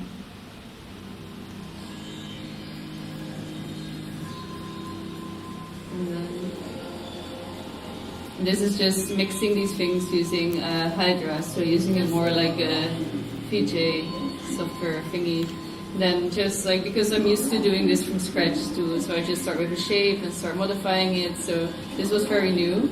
And to switch between the videos, I used the MIDI controller to map the buttons to the next video to start it playing. But then somewhere here towards the end, just the frame rate starts dropping really bad. And luckily no one noticed, and that's why I want to show it as well, because that's the fun thing of live coding. Because you're doing it live, no one really knows what to expect or what you're going to do. So if you make a mistake, most people probably won't notice, or just act like it's part of the plan. That's my advice in that. And yeah, like you see it freeze now. This is like my browser crashing, I think. It was really fun. Can really recommend to people in Rotterdam. They're really nice. next thing I wanted to recommend is something I used in the Nieuwe Instituut, in the where Sebastian also was performing. Where did I put it? Oh yeah, I wanted to show the thing with the 3D in Hydra. So what I have here is a little bit of a different interface from the normal Hydra, because this is combining Hydra and P5, which is the JavaScript version of processing. You can see like in the top right, high five, like it's a really fun name. And I don't know why it's grey now, but let's. Oh yeah, I used it's like reacting to my voice now actually. But I used a 3D model from the Erasmus Bridge that I downloaded from like the website of Rotterdam. Like they have this 3D map of like buildings and the whole city actually, like height of buildings of the map, and then specific like landmarks like the bridge they also have available. So in this specifically, you can see up there, I just put a 3D file in my own website, so it's online, so I can link to it. And then I just used P5 to add the 3D in. And what is happening is the colors are coming from Hydra. To show it better, is the software is made to make the two programs work with each other. So the Hydra can go to the P5 and that can go back to Hydra or other way around, which this is like built-in examples, but let me find the one I was thinking of, like this for example. You have the Hydra like going straight on these 3D shapes, which you never would be able to do with just Hydra itself. But that's why I really love these web environments where you can just like take all these things that people made and just like they're like sort of puzzle blocks to put together into and attach to each other and really expand on. And that way you can really go way further than like what I thought was possible before, which is really exciting because I don't know, it feels like endless possibilities. So this is the thing I do recommend to check out for sure. And I think he also has a version where you can just use it with P5 processing online. But this version, sorry, Davis also asked if anybody uses this, please contact him because he needs. So you can also share your with that. Yeah. Nice, yeah, yeah. It's really nice. And is there something else? I forgot the other thing I wanted to tell, so I don't know if someone has any questions about anything. Yes, maybe. How to find these things you are recommending? I can make sure this one goes into the list that Sebastian is already making. Yeah. Because there's also something I feel like there are so many cool things like in the on the internet, but like you just have to know where they are and where to find them. Yeah. So I think it's really useful to. Everything is in this list of awesome live coding. But that's very overwhelming to have 200 things that you don't know any word about. If it's naming like 5 different coding languages when you've never written a line of code before. Indeed. It's a bit intimidating. I'll share this immediately in the pad. The tool. And let's see. Anyone else? Anything? Maybe one question about this thing. Yeah. How does it work? How does it map onto the course? Let me think how it went again because it's been a month or two since I used this one. Let's see. I think there's something with frame buffers, but I don't know exactly what those do. So maybe you got to figure it out yourself. Like behind the scenes. Texture function that creates. Yeah, the texture is just like Hydra output. Yeah. Oh, sorry, that's what you meant. Yeah. So you write Hydra. Well, this one specifically is first you write the Hydra and then you put it in the 3D shape. But there's this example, for example, where it goes from Hydra to the 3D shape like the previous one, but then adds another layer of Hydra on top. So it's not only the input, but also the post-processing of the 3D in a way, which is really fun. And it's just crazy, like the amount of things you can do with this. I have like no grasp of like how far you can go with this yet, because there's just so many possibilities, which is really fun. Earlier you mentioned being VJS stuff. Have you found a way to sort of dump VJS code into P5 and then combine it with Hydra? Yeah, I've done that before a while ago. Before I figured out because this is pretty new, like environment. It combines it automatically. Before you could just like import the package of P5, but also of 3JS.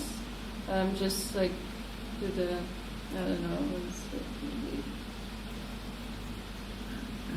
So now, since the update of Hydra, you also have like this nice button for the external libraries. Maybe it's in there, or maybe not. So, oh yeah, here, the external libraries. You have P5.js and 3JS, and some other ones that I've never tried yet. But you can even just like take an example and just play it like this.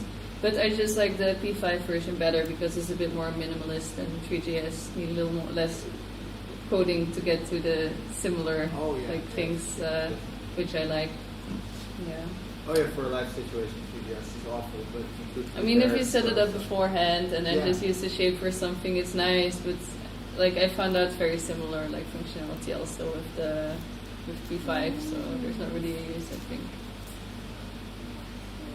A little bit of background. I'm a web developer who does AR and VR and so on. So whatever probably lots of stupid 3JS as well. This year, and 3JS is sort of my jam. Alright, And, well you can definitely apply that then. Yeah, and then tying things from Hydra into that. I really love that source demo you have in. There's just sort of, oh yeah, that opens up a lot in my head. And then you can sort of still use this really or really convoluted script you have in the VJS environment. Yeah. Do live shit with it. Have you used Hydra in websites yet? Or? No, that's like new to me today. Yeah. I used to do a lot of VJ with like stuff like Modulate, Red Room, so just desktop things, and then you put your media stuff in there, and then I can code. Why can't I do that? And Hydra is just, I really want to do stuff with that because it looks awesome. I've never really liked process.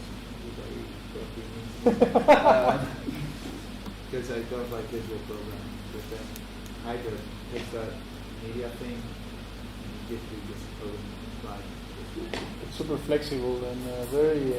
You can very quickly make it your own. Yeah, I'm seeing that sort of like all the stuff I know from all the other things are in there. Just need to sort of start doing it. Yeah. Next meetup you show everyone stuff? Yes. I'll bring my dongle and my adapter. Please do. Nice. Yes, yes. When is it? When will it be? We don't know yet, but we're trying to do it every month. But also depends if everybody's when everybody's in Rotterdam and when we can make it. But hopefully beginning of June, sometime beginning of June. Oh, that sounds good.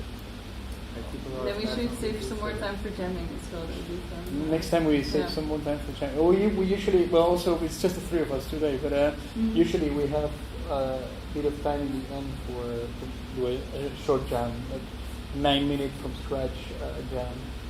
Yeah. I'll be sure to bring some stupid VJS stuff. Yes. Nice. Looking forward to see that. Yeah. But yeah, lately I've been. Like I traveled a bit, like I went to Barcelona and to France to do live coding, which was really fun. Like I don't know, like all the live coding people seem to be super cool, so that's really nice. And I think the next thing I want to do with live coding is because I also like doing things with analog video, but then also modular. That's also why I love Hydra, and like I want to combine it more. So I want to find a way to have a proper overlay of the code that isn't going to be like low quality or glitched out, like as a top layer on top of my analog visuals, where I also use the, for example, Hydra as an input, but because the input is going to be modified into old gear that's like lower quality image, like you will never be able to read all the letters anymore. So maybe to just output the visual and then put the text on top in the end again is probably not going to be so complicated. But yeah, what I'm planning to set up, like some nice little workflow, maybe some custom stuff, and yeah, that's all I have to talk about now. Oh yeah, and tomorrow there's a workshop at my internship, and we have some free tickets left. If anyone wants to come, it's this one. Put it in the pad. Yes, I will do that. So just like message me or let me know. Yeah, I don't know. And I can just type it here. Yes. Pad.radio. Okay. Yeah, I will do that in a bit. Yes. Yeah, it's about social media feeds, something on the web as well. So maybe that's interesting. I thought. Yeah, I don't know. That's it for now. Cool.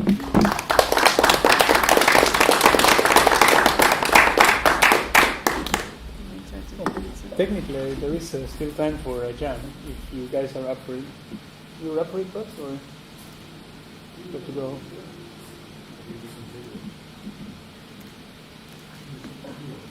Just look it up. Yes, of course. Someone wants to do audio? Yes? You have your machine? Yes, come.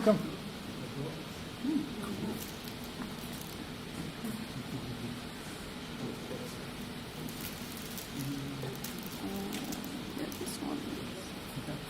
I don't know if there's a specific page for it. Maybe you just look at it. Yeah.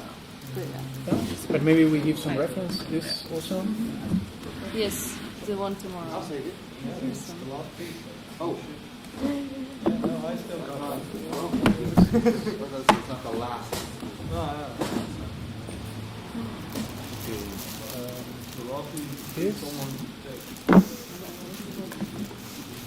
So look at the one.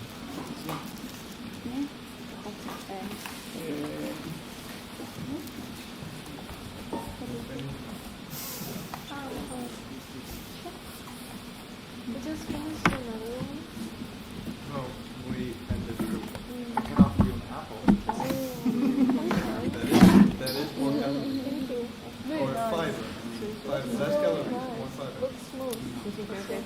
And clean. A little bit. Very exclusive. I bought it in the regular supermarket. Wow. Okay. I'll tell you, Done? which input was I? You were two. Things have their own Yeah. wax. Are you connected? Are you connected? You're disconnected. I disconnected you. Yes, I disconnected you. Because You should share your the cable, but then she can hear, and then both cables are loose. Yeah. This is it. Bas? Oh, I have a different one. Okay. And then you have. No, it's all good. You never know. HDMI? Yeah. That's also, we're also in a situation where the light. Yeah, it's my